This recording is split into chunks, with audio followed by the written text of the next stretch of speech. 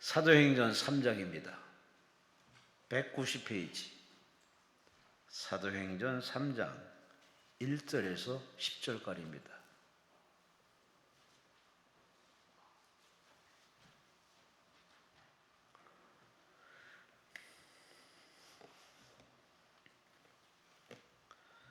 함께 10절까지 한 목소리로 합독하십니다.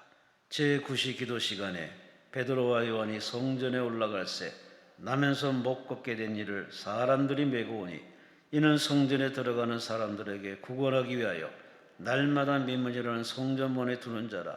그가 베드로와 요한이 성전에 들어가려 함을 보고 구걸하거늘 베드로와 요한과 더불어 주목하이르되 우리를 보라 하니 그가 그들에게서 무엇을 얻을까 하여 바라보거늘 베드로가 이르되 은과 금은 내게 없거니와 내게 있는 이것을 내게 주노니 나사렛 예수 그리스도의 이름으로 일어나 걸으라 하고 오른손을 잡아 일으키니 발과 발목이 곧 힘을 얻고 뛰어서서 걸으며 그들과 함께 성전으로 들어가면서 걷기도 하고 뛰기도 하며 하나님을 찬송하니 모든 백성이 그 걷는 것과 하나님을 찬송을 보고 그가 본래 성전 미문에 앉아 구걸하던 사람인 줄 그에게 일어난 일로 인하여 심히 놀랍게 여기며 놀라니라. 아멘. 우리 셋이 오신 성도들을 위해서 우리 강사님을 소개합니다. 김관선 목사님, 서초구 명달로에 위치한 산정회교회 김광선 목사님, 김관선 목사님. 오늘 3시에는 기도 시간에 라는 제목으로 말씀 주십니다. 목사님 나오십니다. 하나님께 감사와 영광을 돌리시기 바랍니다. 예, 할렐루야.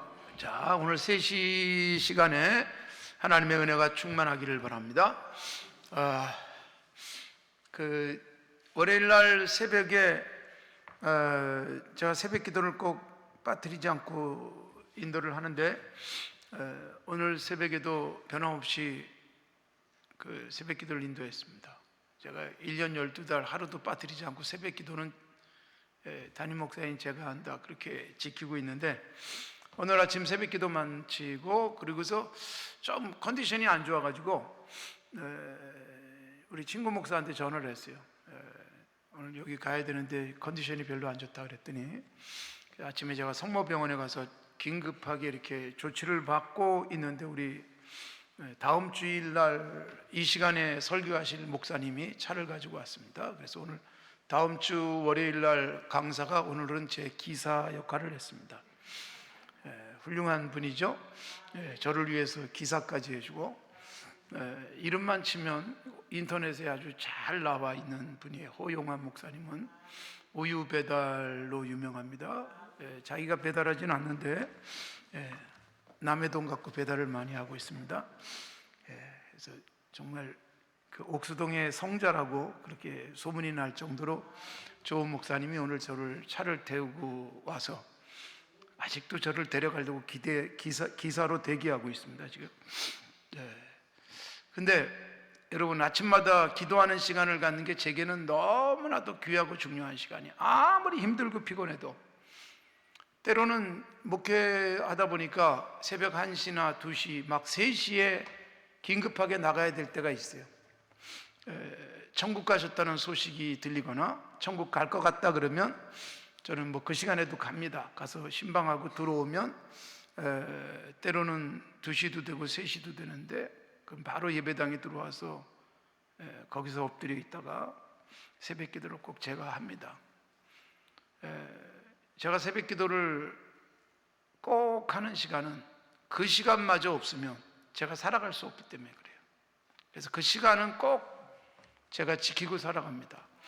제가 산정교회 와서 30년 사역하는 중에 정말 하루도 안 빠뜨리고 했어요. 근데 그 전에 제가 서울의 압구정동에서 사역을 3년 동안 한 교회가 있습니다.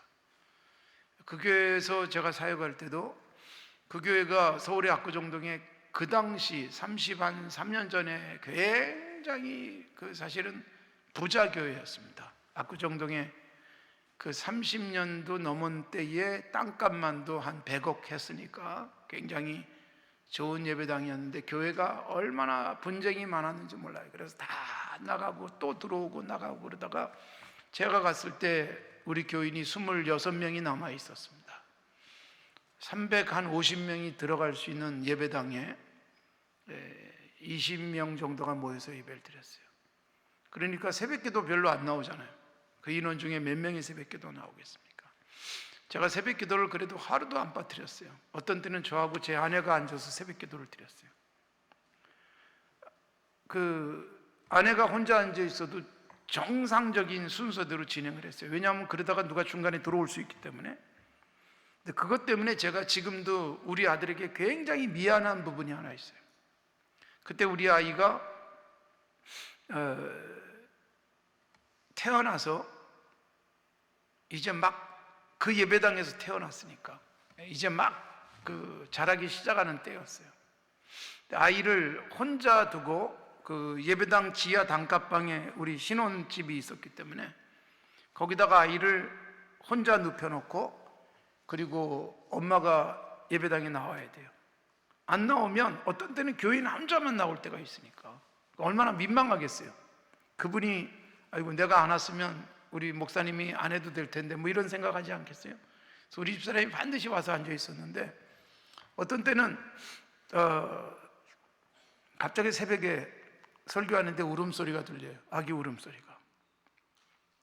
그래서 또 이제 그 당시에 우리가 할 수 있는 최선의 방법을 다 동원해 가지고 무선 전화기에 수화기를 딱 아이 옆에다 이렇게 놔둬 가지고 그리고 스피커폰을 강단 옆에 가까이에 두고 아이가 깨면 소리를 듣고 바로 조치하도록 그렇게 했었는데 아이가 어떤 날은 울면서 제가 살고 있는 집이 강단 바로 밑이었어요. 그리고 예배당까지 올라오는데 말하자면 3층이에요. 지하에서는. 근데 계단이 이런 계단이 아니라 이렇게 뺑글뺑글 도는 철계단이었습니다. 어떤 날 아이가 새벽에 그 계단을 기어서 강당까지 올라왔어요. 굉장히 충격은 그 굴러 떨어질 수 있는 계단인데 그걸 기어서 올라왔어요. 그래가지고 제 아내가 저 뒤에 앉아 있다가 뭐 긴급하게 달려와서 아이 데리고 내려가고 그랬던 적도 있어요.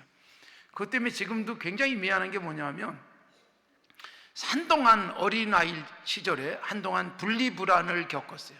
병원에 가서 치료받을 정도로. 엄마랑 떨어지는 것에 대해서 정말 경기할 정도로 힘들어했습니다. 유치원에서 뭐 이렇게 2박 3일로 어디 가거나 그럴 때 매우 힘들어했어요. 엄마 떨어지고 싶지 않아서. 그 어린 시절에 상처가 남은 거예요. 분리불안에 대한 상처. 그래가지고 심리 치료를 받기도 하고 그랬고 엄마 아빠가 의사한테 불려가서 굉장히 많이 혼났습니다. 아이를 그렇게 두면 안 된다. 그게 지금도 저는 아이를 키우면서 이제는 뭐 다 장성한 어른이지만 생각하면 그때가 너무 미안했어요. 아이한테 너무 잘못했다.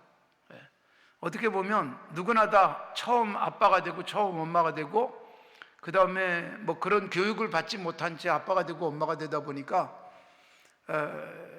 또 젊은 사역자 입장에서 아이보다도 교회가 더 중요하게 여겨지던 때였기 때문에 그렇게 했지만 너무너무 미안했습니다. 그만큼 아침 기도 시간을 철저하게 지켰어요. 그래서 이게 저는 지금도 딜레마예요. 내가 그렇게 했기 때문에 하나님께서 우리 아이를 지켜주셨는가? 그것도 그렇지 않고 아이 곁에 엄마가 난 못 가. 아이가 어리니까. 그리고 붙어 있었던 게 더 잘한 게 아니었을까? 사실 지금도 그 부분에 대한 고민이 좀 돼요. 왜냐하면 떨어뜨려 놨을 때에 아이에게 입힌 상처가 있었기 때문에. 그리고 그 상처는 지금도 가끔은 얘기해요. 그러니까 우리가 기도 시간을 지키려고 엄마 아빠가 애를 썼던 부분이 이렇게 어린아이에게는 굉장히 힘든 시간이었지만 그래도 그런 시간에 아이를 위해서 기도를 많이 하면서 살았고 또 지금까지 와서 그래도 자라고 또 잘 살고 있습니다. 감사하게도. 그러나 그 상처는 지워지기는 쉽지 않더라고요. 자, 여기서 제가 강조하는 건 뭐냐 하면 기도 시간을 정해놓고 그걸 지키기 위해서 애를 썼다는 것입니다. 지금까지 기도 시간은 반드시 지킵니다. 우리 새벽 기도가 5시였을 때가 있고, 그 다음에 5시하고 6시 반으로 2번 새벽 기도를 할 때가 있었고, 2번 나눠서 하다 보니까 5시가 점점 줄어들어서 2부 6시 반에는 막 130명, 150명 모이고, 그리고 1부 5시 새벽 기도는 점점 줄어들어서 20명, 10명, 어떤 데는 5명, 그래가지고 통합을 했어요. 그래서 6시에 요즘은 새벽 기도를 하고 있습니다만, 그 시간만큼은 절대로 놓치지 않고 지키고 있습니다. 새벽 4시에 들어오면 바로 예배당으로 들어가고, 2시에 들어가도 집에 갔다가는 혹시라도 놓칠 수 있기 때문에 예배당에 가서 강단에서 때로는 벌렁 누워서 쉴 때도 있어요. 그러나 그 시간만큼은 반드시 지킵니다. 그 시간을 지키는 것이 얼마나 피곤하고 또 육체적으로는 어떻게 보면 손해가 될 수 있을 것 같기도 해요. 그러나 그 시간을 지키는 게 목사인 저를 지키는 최고의 힘이었습니다. 그 시간 때문에 제가 목회하고 있고, 그 시간 때문에 어떤 어려움도 견뎌낼 수 있고, 그 시간에 주님이 나를 위로하시고 만져주시고 격려해주는 은혜를 누리는 시간이에요.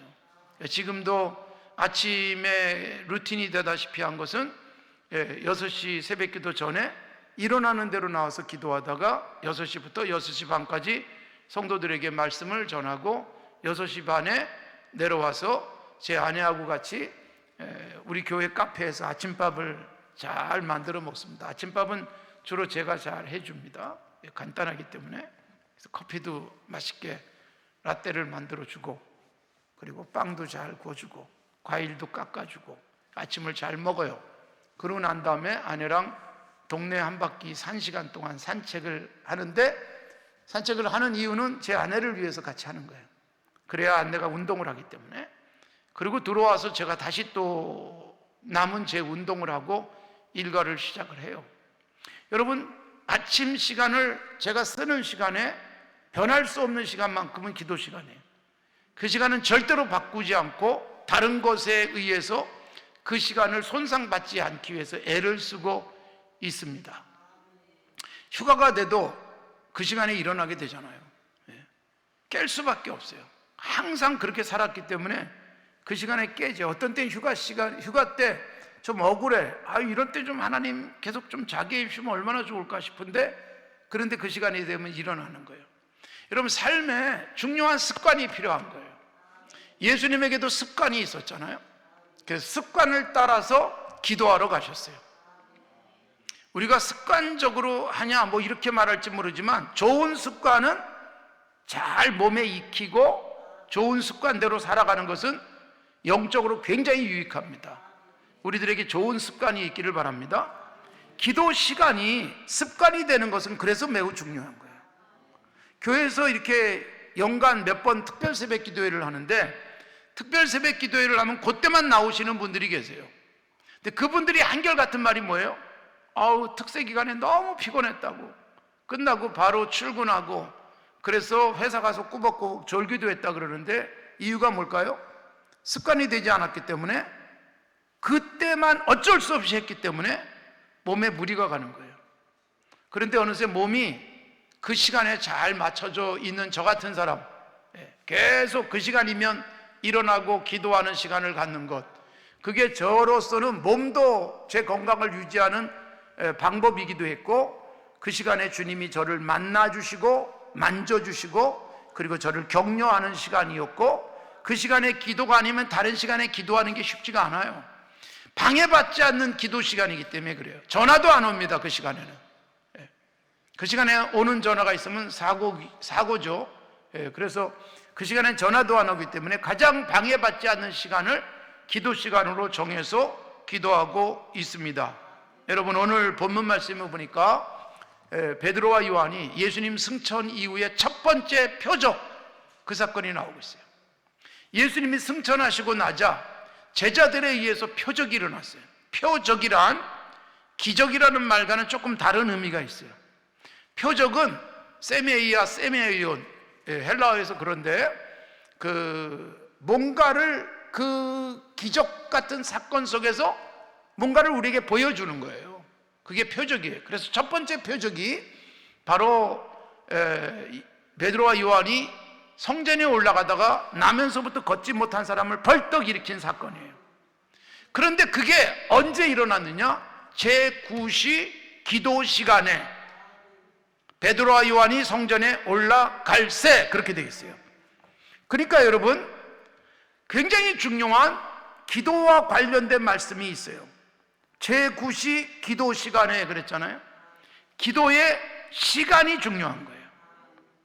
그리고 베드로와 요한이 함께 올라갔잖아요. 기도할 때 중요한 것이 뭐냐면 혼자 기도하는 것보다 함께 기도하는 게 좋아요.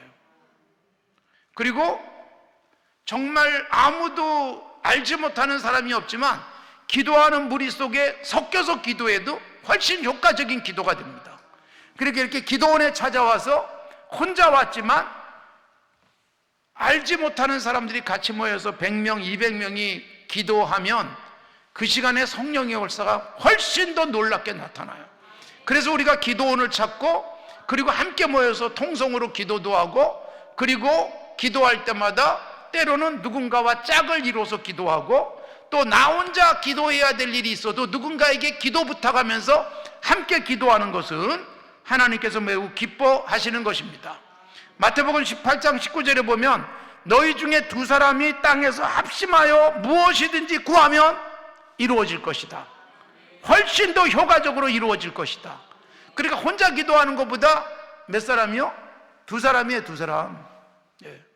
두 사람이 합심하여 기도하면 두 사람이 마음을 모으니까 하나같이 되어지는 것이고 기도의 제목에 힘을 같이 얹혀 놓기 때문에 거기에 여러분 중요한 것은 두 사람이 같이 기도하면 훨씬 효과적으로 이루어지는 이유가 뭐냐면 18장 20절에 그런 말씀이 나와요. 두세 사람이 내 이름으로 모인 그곳에는 나도 거기 있다. 나도 그들 중에 있다. 우리 방송실에서 굉장히 센스 있게 성경 구절을 잘 찾아주잖아요. 두세 사람이 내 이름으로 모인 곳에는 나도 거기 있다. 누군가와 함께 예수님의 이름으로 모이면 주님이 거기 계시는 거예요. 주님이 여기 와 계시는 것을 서로에게서 느끼는 거예요.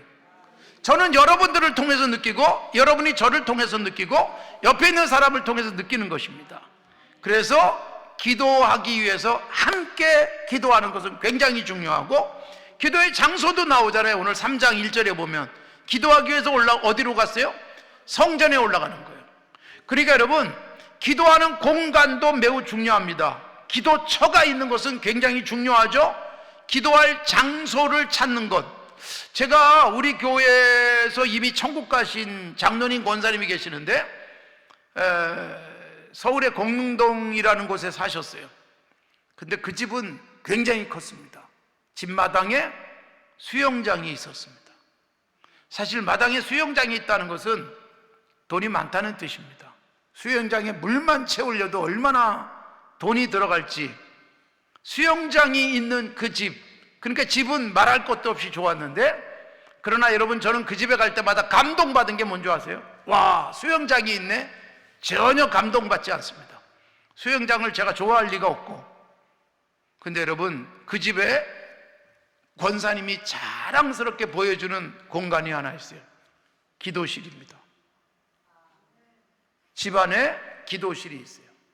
정말 기도하기 좋은 환경을 만들어 놓고 거기서 때마다 기도하세요. 그 권사님이 그렇게 기도하시면서 저를 위해서 얼마나 기도해 주셨는지 몰라요. 그렇게 기도하신 권사님의 후손들이 너무너무 잘 됐어요. 평양에서부터 내려오신 권사님, 평양에서도 부자였는데 다 버리고 내려왔는데도 여전히 부자로 사세요. 그 부자가 되어지는 비결이 무엇이었을까 생각해 보니까 끊임없는 권사님의 기도, 그리고 장로님이 부지런하게 일합니다. 새벽 4시면 일어나서 권사님은 기도하고 장로님은 일하셨어요. 그렇게 사신 자녀들이 잘 됐습니다. 그 권사님, 장로님의 딸 권사님이 지금 교회를 잘 섬기고 있고, 그 권사님의 사위 장로님이 교회를 정말 헌신적으로 섬기다가 그러다가 장로에서 은퇴를 하려고 지금 준비하고 있습니다. 서울 성모병원의 그 교수님으로 평생을 사셨던 분인데 정말 훌륭하게 섬겼고 후손들이 그렇게 섬기고 있어요. 그러니까 기도할 수 있는 공간을 갖고 있다는 것은 굉장히 중요한 거예요. 기도하는 장소를 찾기 위해서 사도행전에서 바울과 그리고 실라가 빌립보에 가서 공간을 찾습니다. 빌립보라고 하는 곳에 2차 전도여행 때 바울과 실라가 같이 가요. 그런데 가가지고 제일 먼저 한 일이 뭐냐면 기도할 장소를 찾아 나가요. 기도처가 어디 있을까 여기저기 물색하기 위해서 강가로 갑니다. 유대인들이 주로 강가 조용한 곳에서 묵상하는 일들이 많았는데 바울과 실라가 강가에 갔더니 여러분 기도처 찾으러 갔는데 거기 누가 있었는가 하면 자주색 옷감을 파는 루디아와 몇몇 여인들이 앉아 있었어요. 그들에게 복음을 전했고 루디아의 마음이 확 열리게 되니까 루디아가 자기 집으로 바울과 실라를 영접했고 그래서 빌립보 교회가 그 교회에서 생겼어요. 그 여인의 집에서 생겼습니다. 기도할 장소 찾으러 가다가 하나님께서 놀랍게 루디아라고 하는 여성을 주셨던 거죠. 그러니까 여러분 기도하러 가는데 기도할 장소 찾으러 가는데 역사가 일어나는 것입니다. 자, 오늘 본문에도 기도 시간에 기도하러 가다가 역사가 일어나잖아요. 제9시 기도 시간. 유대인들은 하루 3번씩 기도하는 것이 일반적으로 전통으로 돼 있어요. 하루 3번씩 목숨 걸고 기도했던 대표적인 사람이 누구예요? 바벨론 포로 시대에 다니엘이 그렇게 기도했어요. 예루살렘을 향해서 열린 창문을 열어놓고 기도하면 사자굴에 던져진다는 것을 알고도 기도했어요. 그러면 좀 숨어서 기도 안 하는 척하면서 기도했으면 좋지 않겠어요? 그런데 창문을 활짝 열고 기도하는 것을 보란 듯이 기도했어요. 기도 시간을 정해놓고. 그래서 아침 보통 유대인들은 아침에 9시 정도, 그 다음에 정오 12시 정도, 오후 3시 정도가 주로 기도하는 시간이었고 그게 그때부터 전통적으로 내려온 거예요. 여러분, 우리에게 기도의 시간은 어느 시간입니까? 제9시 기도 시간, 베드로와 요한이 기도하러 올라갔습니다. 10장에 보면 고넬료가 제9시 기도 시간으로 추정되는 때에 기도하다가 하나님께서 놀라운 환상을 보여주시면서 베드로 사도를 청해 오도록 하죠. 근데 여러분, 같은 시간에 베드로는 또한 6시 기도 시간을 지키면서 기도하는 가운데 하나님께서 환상을 보여주셔가지고 고넬료의 집으로 찾아가게 하시죠. 그러니까 여러분, 성경에 나오는 아주 중요한 사건들이 기도 시간에 일어난 거예요. 기도하기 위해서 올라가다가 기도 시간에 기도하다가 기적 같은 일들이 일어나게 됐던 것입니다. 그래서 여러분, 우리도 기도 시간 정해놓고 기도하는 것은 매우 중요해요. 가능하면 아침에 눈을 뜨자마자 내가 기도할 수 있는 방해받지 않는 시간을 정해놓고 기도하시면 그 시간이 무슨 시간일까요? 나는 기도하는 시간이지만 하나님 쪽에서 나에게 찾아오시는 시간, 하나님께서 내 문제를 풀어주시고 내 인생의 길을 열어주시고 나로 하여금 하늘의 지혜를 얻게 하는 시간이 될 줄로 믿습니다. 그런 시간을 정해놓고 기도하십시오. 12장에 보면 베드로 사도가 감옥에 갇혀요. 야고보 사도가 헤롯 왕에 의해서 죽고 헤롯 왕이 야고보를 죽였더니 유대인들이 막 좋아하는 것을 보고 베드로 사도도 죽이기 위해서 감옥에 가둬요. 그때 여러분, 교회가 뭘 했을까요? 사도행전 12장 5절에 보면 교회는 간절하게 하나님께 기도했습니다. 베드로 사도는 감옥에 갇혔고 성도들이 열심히 기도했는데 여러분, 신비하게도 하나님께서 베드로 사도가 내일이면 죽을 텐데 바로 그 전날 밤 하나님의 천사를 보내고 감옥에서부터 나오게 하시죠. 그러니까 여러분, 우리가 기도 시간 정해놓고 기도하고 그리고 그 기도가 하나님께 상달되어지면 하나님께서는 내가 기도하는 그 장소에 찾아오시고 기도하는 우리 문제에 풀어주시기 위한 하나님의 역사가 나타날 줄로 믿습니다. 기도의 역사, 분명한 것은 기도하면 반드시 하나님께서 신비하게 일하신다는 것을 우리가 믿습니다. 그런데 그 기도가 꾸준하게 지속되기 위해서는 기도 시간을 정하는 것은 매우 중요합니다. 여러분의 기도 시간은 언제인지 모르겠지만 이렇게 기도원에 올라오셔서 특별하게 기도하는 시간이 있지만 일상 속에서 매일 정해놓고 기도하는 시간에 하나님께서 여러분을 만나주시는 역사가 있기를 바랍니다. 기도하기 위해서 바울과 실라가 강가에 갔다가 루디아를 만나잖아요. 그리고 좋은 공간을 얻어서 루디아의 집에 거하면서 또다시 기도하러 가다가 귀신 들린 여종을 만나서 그를 고쳐줍니다. 그것 때문에 매를 많이 맞고 감옥에 갇히는데 밤중이 돼서 바울과 실라가 빌립보 옥중에서 기도하고 찬송하는데 하나님께서 그곳에 임하셔가지고 옥문을 열어주시고, 그리고 여러분 그 옥을 지키는 간수와 온 가족이 예수 믿으면서 빌립보 교회의 루디아라고 하는 여성도, 그 다음에 감옥의 간수와 그의 가족들이 중요한 교인들이 되어지는 역사가 일어났던 것입니다.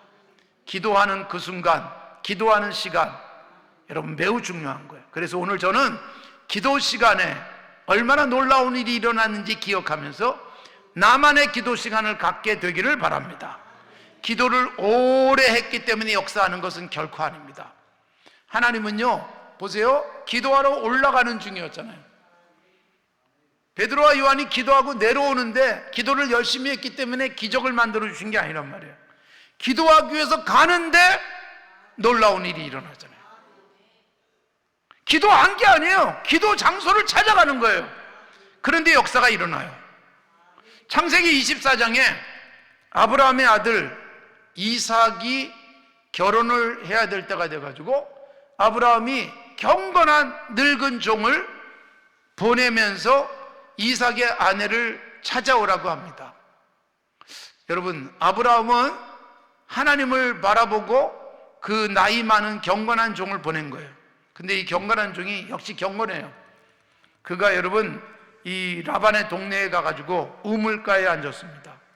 그리고 앉아가지고 기도를 합니다. 우리 주인의 아들의 아내가 될 사람을 하나님께서 보내주세요. 그러면서 굉장히 구체적으로 기도하잖아요. 내가 목이 마르다 그러면서 물을 달라 그러면 내게 물을 줄 뿐만 아니라 나의 짐승떼에게도 물을 주는 여인이 있다면 하나님이 짝지으신 여인인 줄로 알겠습니다. 근데 여러분 창세기 24장에 보면 이렇게 되어 있어요. 15절에 그 나이 많은 종이 기도를 마치기 전에, 15절이 딱 떠 있죠. 말을 마치기도 전에, 그러니까 기도하다가 예수님의 이름으로 기도합니다 아멘도 하기 전에 응답이 됐다는 말과 같습니다. 기도를 시작만 해도 역사가 일어나요. 기도 시간을 정해놓고 그래서 그 기도의 장소에 가는 중에 역사가 일어나고, 기도를 시작해서 기도가 끝나기도 전에 하나님께서 리브가를 우물에 보내주시잖아요. 여러분, 기도는 놀라운 능력과 기도는 하나님의 신비하고도 크신 힘을 경험하게 하는 가장 중요한 예수 믿는 사람들의 도구가 될 줄로 믿습니다. 여러분, 히스기야 왕이 얼마나 경건한 왕이었는지 우리가 잘 알고 있습니다. 그런데 히스기야 왕에게 하나님께서 죽음을 선포합니다. 이사야 선지자가 히스기야 왕에게 가가지고 당신이 이제 병들었지만 하나님이 낫게 하실 겁니다. 그러면 얼마나 좋겠어요. 근데 히스기야가 병들었는데 이사야 선지자가 신방 와가지고 뭐라고 말하는가 하면 당신 죽을 거니까 빨리 정리해 그랬어요. 아니, 하나님 앞에 기도하면서 낫기를 원했는데 선지자가 와가지고 기도해서 병을 낫게 하는 것이 아니라 죽을 거니까 준비하라는 거예요. 얼마나 히스기야가 절망적일 수 있겠습니까? 그런데 히스기야는 조금 더 실망하지 않습니다. 그 순간 바로 얼굴을 벽에다 대고 기도하기 시작해요. 살려달라고, 자기를 용서해달라고. 그런데 여러분, 열왕기하 20장 4절에 보면 히스기야 왕에게 찾아갔던 이사야 선지자가 죽을 것입니다라고 선포하고 돌아서서 나왔어요. 그리고 이사야 선지자가 성읍 가운데까지 이르기도 전에, 이게 20장 4절이에요. 그러니까 열왕기하 20장 4절의 말씀이 무슨 말씀이냐? 여러분, 히스기야가 죽을 것이다. 이사야 선지자가 하나님의 뜻을 선포하고 돌아서서 가는 거예요, 자기 집에. 근데 성읍 가운데 오기도 전에 하나님의 말씀이 이사야 선지자에게 임하는 거예요. 그리고 뭐라고 말씀하세요? 너 빨리 돌아가라. 5절에 보면 돌아가서 히스기야에게 말해라. 다윗의 하나님 여호와께서 말씀하시기를 너의 기도를 들었고 내 눈물을 보았노라. 내가 너를 낫게 할 것이다. 3일 만에 성전에 올라갈 수 있을 것이다. 그러니까 여러분, 히스기야가 굉장히 길게 오랫동안 눈물로 기도했기 때문이 아니에요. 기도를 시작하고 그리고 이사야 선지자는 성읍 가운데도 오기 전에, 그러니까 몇 분이나 됐겠어요. 그런데 바로 응답하셔가지고 기도를 한 5분 했을까요? 그런데 여러분, 하나님은 15년 수명을 연장시켜 주시는 거예요. 여러분, 기도의 효과적인 인생을 풀어가는 방법, 이걸 우리에게 분명히 보여주고 있습니다.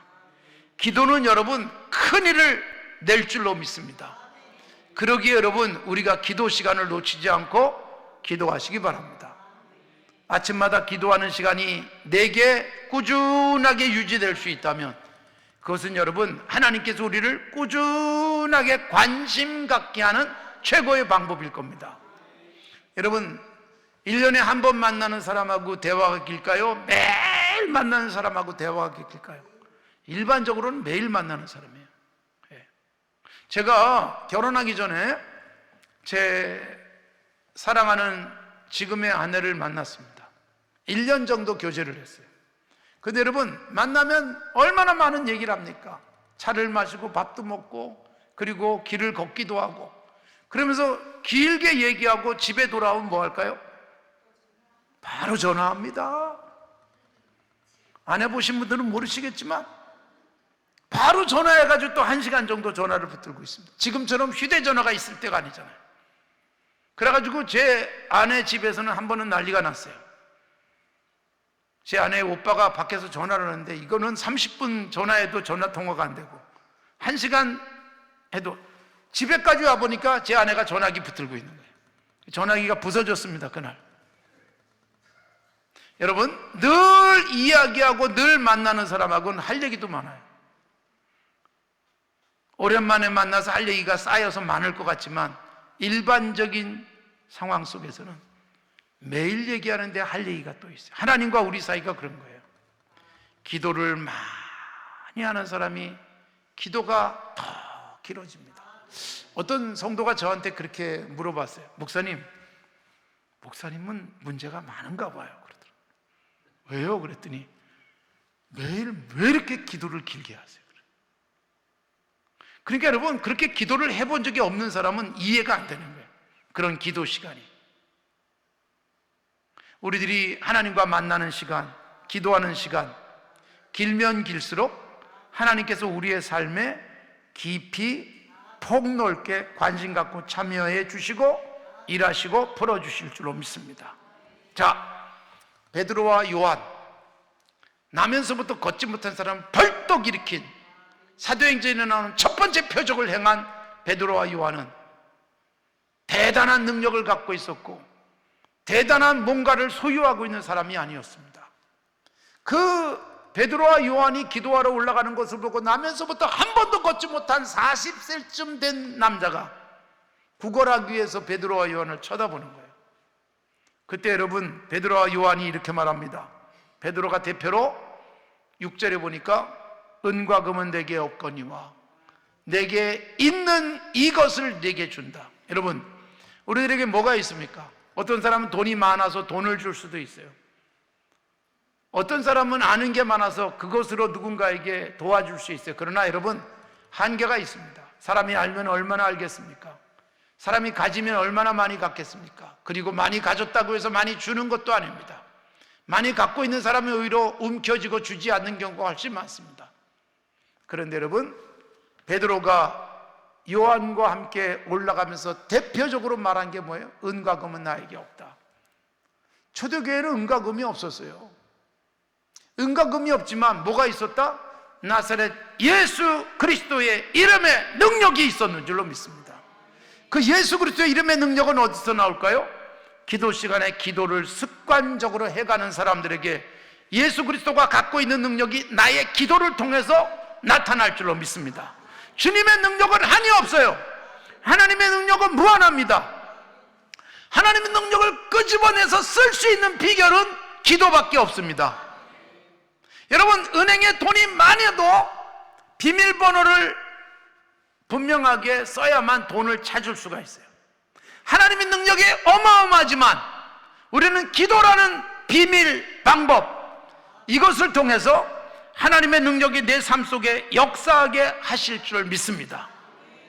우리에게 기도를 통해서 하나님이 하시는 큰일들을 맛볼 수 있길 바랍니다.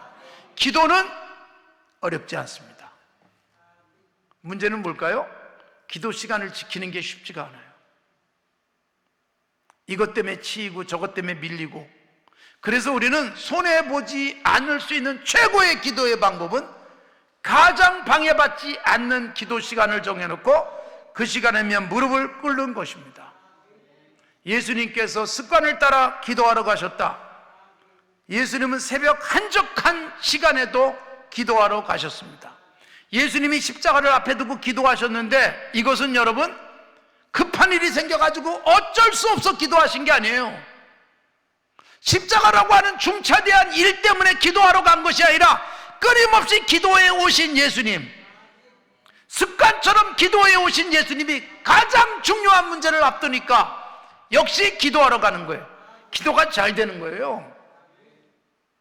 예수님의 제자들은 거기서 졸고 자고 있었지만 예수님은 그 순간 피땀 흘려서 기도하시면서 그 기도 끝에 예수님도 기도가 너무너무 힘들어서 피땀 흘릴 정도로 기도하셨고, 십자가를 져야 되는 일은 예수님으로서도 감당하기 너무 어렵기 때문에 아버지 앞에 기도하잖아요. 아버지, 이거 안 하면 안 될까요? 그런데 기도가 깊어지면 내가 말하는 게 아니라 아버지께서 말씀하시기 시작해요. 그래서 기도는 우리가 하나님이 들으라고 하는 것 같지만 기도를 깊이 하다 보면 하나님의 말씀을 내가 듣기 시작해요. 내 기도를 들어주세요가 아니라 하나님의 말씀을 듣기 시작하면서 오 아버지, 아버지의 원대로 되기를 원합니다. 그러고서 예수님이 기도를 마치시고 십자가를 감당하시는 거예요. 그러니까 보세요, 굉장히 힘든 일, 피하고 싶은 일이 있어요. 굉장히 감당하기 어려운 문제가 있어요. 그런데 그거 감당하기 어려울 때 이걸 어떡하지 걱정만 하면 걱정하다가 이미 문제가 생기기도 전에 쓰러져요.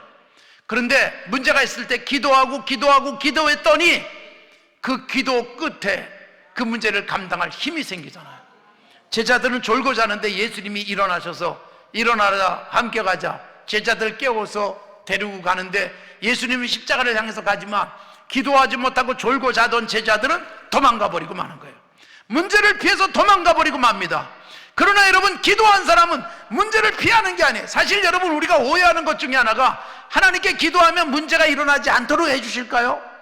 여러분, 우리가 기도했더니 나는 평생 아무런 문제가 생기지 않았습니다. 기도했더니 나는 병에 걸리지도 않았습니다. 기도했더니 돈 문제 때문에 고민하지 않았습니다. 기도했더니 자녀 문제 때문에 고민하지 않았습니다 라고 말하는 사람은 아무도 없습니다. 기도했더니 문제가 있는데 문제 때문에 고민하고 문제 때문에 절망하고 문제 때문에 탄식하는 게 아니라 문제를 그대로 짊어지면서도 찬송이 가능해지는 거예요. 여러분, 분명히 가면 힘든데 찬송하면서 예수님이 가시는 거예요. 성경에 여러분, 예수님이 찬송하셨다는 게 딱 한 번밖에 안 나옵니다. 찬송하시며 감람산으로 가시는 거예요. 고난의 자리로 가는 거예요. 예수님이 찬송을 안 하셨겠냐마는 찬송했다는 공식적인 기록은 여러분, 십자가를 앞에 놓고 십자가를 향해서 갈 때 찬송하면서 가셨는데 그게 뭐예요? 꾸준히 기도하시던 예수님, 새벽에 기도하시고 한밤중에 기도하시고 기도의 장소를 찾아서 아버지와 깊이 교제하시던 예수님은 가장 큰 문제를 앞에 두고 기도를 마치고 났더니 담대하게 부딪힐 수가 있었던 거예요.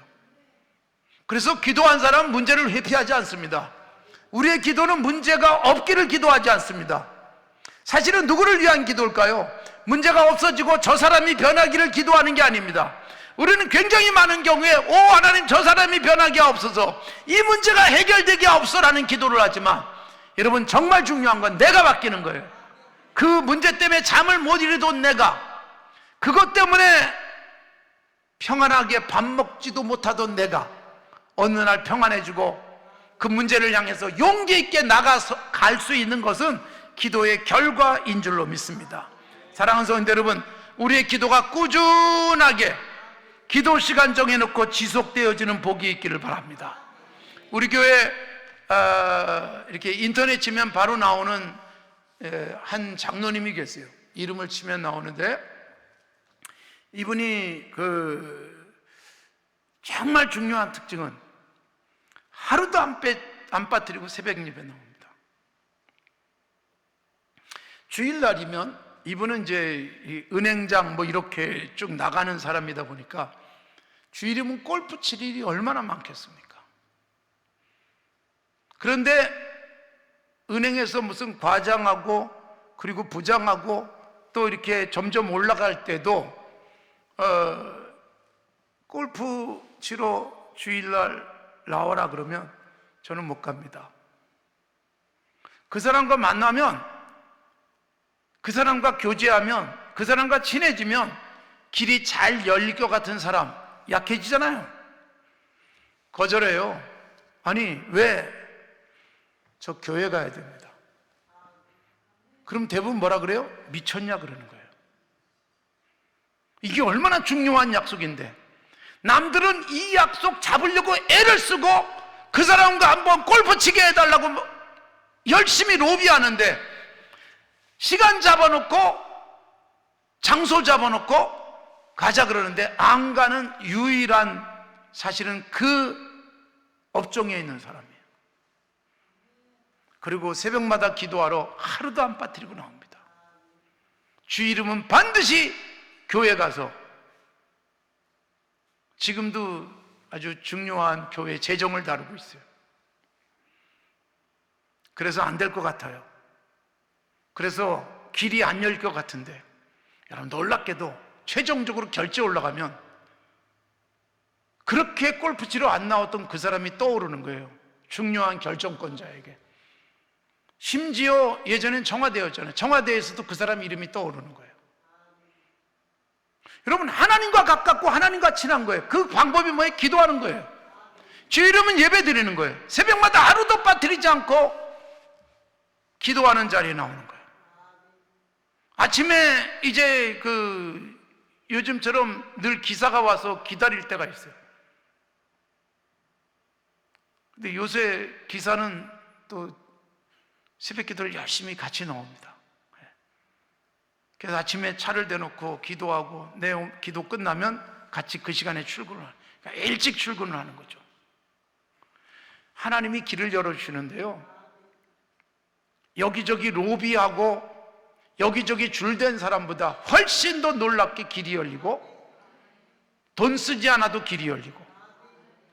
왜 그래요? 기도하는 시간을 꾸준하게 갖고 기도한다는 것은 하나님이 내 최고의 배경이 되어주시는 거예요.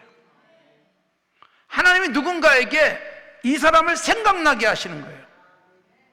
이제 불을 가지고 사람을 이렇게 고르는데 그 사람이 눈에 뜨게 만드시는 거예요. 하나님이 하시는 일인 줄로 믿습니다. 그러니까 여러분, 이 사람에게 잘 보이고 저 사람에게 줄을 대고 저 사람에게 기억에 남게 하기보다 하나님이 나를 생각하게 하시면 하나님이 책임져 주실 줄로 믿습니다. 여러분, 하나님이 생각하시면 놀라운 역사가 일어납니다. 하나님이 생각하시면 불가능한 것들이 가능해집니다. 하나님이 생각하셨기 때문에 한나가 사무엘을 낳습니다. 하나님이 생각하셨기 때문에 그렇게 자식을 낳고 싶어도 낳지 못했던 라헬이, 하나님이 라헬을 생각하신지라, 그리고 요셉이 태어나는 거예요. 하나님이 나를 생각할 수 있도록 만드는 방법, 여러분, 누군가가 나를 생각하도록 하려면 꾸준히 노력해야 되잖아요.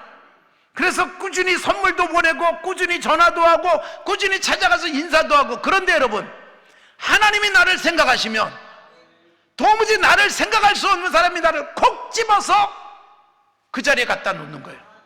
도무지 나를 기억할 수 없는 청와대가 움직이기도 하는 거예요. 그래서 우리는 기도 시간을 꾸준하게 갖는 것은 하나님이 꾸준하게 나를 생각하게 하시는 방법, 그리고 내가 꾸준하게 기도하는 것은 하나님께서 내 인생의 중요한 순간마다 내가 계획하지 않았는데도 생각지 못했던 사람이 나를 찾아오게 하는 최고의 방법인 줄로 믿습니다. 오늘 오전에 제가 기도에 대한 말씀을 드렸어요. 좋은 것 주시는 하늘에 계신 우리 아버지, 근데 그 좋은 것 주시는 하늘의 우리 아버지가 나에게 끊임없이 좋은 것 주시도록 하기 위한 방법은 꾸준한 기도 시간을 통해서 하나님에게 나를 확실하게 데몬스트레이션 하는 거예요. 내가 여기 있습니다라고 보여주는 거예요. 그래, 너 거기 있구나, 내가 언젠가 너를 쓸 거야 라고 주님께서 생각하게 하시는 방법입니다. 꾸준히 기도했더니, 그래, 너 잊지 않을게, 아직 아니야, 네가 지금 계획한 것보다 더 좋은 자리에 너를, 너 더 큰 일에 너를 쓸 거야, 그러시면서 하나님이 기억하고 계시다가 그때가 되면 반드시 집어서 쓰시는 역사가 있을 줄로 믿습니다. 여러분의 사랑하는 남편이, 여러분의 사랑하는 아내가, 여러분의 사랑하는 자녀들이 여러분 하나님 앞에 놀랍게 쓰임받기를 원한다면, 나라도 대신 하나님 앞에 엎드리면 하나님께서 신비하게, 그래 네가 그렇게 기도했지, 그리고 골라서 쓰시는 하나님의 역사, 성경에서 우리는 수없이 많이 보게 되는 것이고, 역사 속에서 그런 하나님의 놀랍고 신비한 손길을 우리들이 기록으로 만나게 되는 것입니다. 사랑하는 성도 여러분, 오늘도 하나님의 신비하고 놀라운 역사를 경험하는 은혜가 있기를 바랍니다. 제 아들하고 같이, 제 아들도 음악을 했는데, 제 아들하고 똑같이 그 같은 학번으로 서울대학교 음악대학에 합격한 학생이 하나 있습니다. 제 아들은 서울의 그 참 부자 교회의 아들이었습니다. 그런데 똑같이 학교 들어간 이 친구는 익산, 여러분 그 전라북도 익산 거기 외곽에 있는 농촌의 목사님 아들이었어요. 이 귀한이라는 학생을 제가 알게 됐어요. 농촌교회 도와주다가. 근데 노래를 하는 거예요. 성악을 했어요. 제 아들은 작곡을 했고. 근데 성악을 하면서 그 학생의 그 아버지 이야기가 제가 섬기고 있는 교단 신문에 소개가 되어지면서 그 집 아들 이야기도 나왔어요. 그래서 제가 그 목사님한테 전화를 했어요. 아들 음악 공부시키라고 얼마나 힘드세요. 근데 여러분 농촌교회에서 제대로 레슨 받게 하고 이게 쉽지가 않잖아요. 음악을 정말 해가지고 그래도 우리나라에서 괜찮은 제일 좋은 학교 들어가는 게 얼마나 힘들겠어요. 그런데 여러분 레슨 한 번도 받아본 적이 없어요. 그 학생은 성악을 했는데, 목사님을 도시교회가 이렇게 생활비를 지원해 줘야지 겨우 목회할 정도니까. 그런데 여러분 어떻게 아들 성악 레슨을 시키겠어요? 그런데 여러분 그 아버지가 끊임없이 기도 외에는 아무것도 하지 못했습니다. 그래서 저는 사실 이 친구가 제가 노래를 들어봤어요.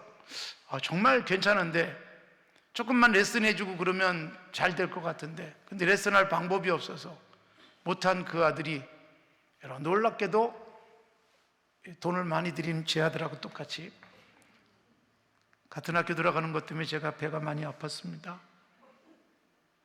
나는 돈 많이 들여서 보냈는데, 저는 여러분 돈을 많이 들였지만 돈을 아예 쓸 수 없었던 농촌교회 그 목사님은 기도밖에 할 일이 없었어요. 그러니까 우리가 여기저기 비어있는 그 자리에 기도가 상상도 못할 것으로 채워가시는 거예요. 꾸준하게 새벽에 기도하던 그 목사님의 기도가, 그래서 이미 여러분 벌써 졸업한 지도 오래됐죠. 길이 환하게 열리는 거예요. 사랑하는 성도 여러분, 오늘 아침에도 기도하면 좋은 것 주시는 하늘 아버지를 살폈습니다. 이 시간에 기도 시간 꾸준하게 갖는 게 얼마나 중요한지 함께 살폈습니다. 여러분의 기도 시간이 하나님이 여러분을 꼭 꼭 기억하실 수 있는 놀라운 시간이 되길 바랍니다. 그래서 여러분이 가장 필요한 곳에, 가장 필요한 때에 하나님이 사용하시는 놀라운 은혜가 있기를 바랍니다. 우리 함께 한 목소리로 잠시 기도하겠습니다. 주님, 세 번 부르고 기도합시다. 기도 시간이 얼마나 중요한지, 기도 시간을 지키게 하옵소서. 기도 시간에 주님이 나를 만나 주시옵소서. 기도하면서 하나님께서 하늘문을 여시고 인생의 앞길도 열어주옵소서. 함께 힘있게 기도하겠습니다. 주여.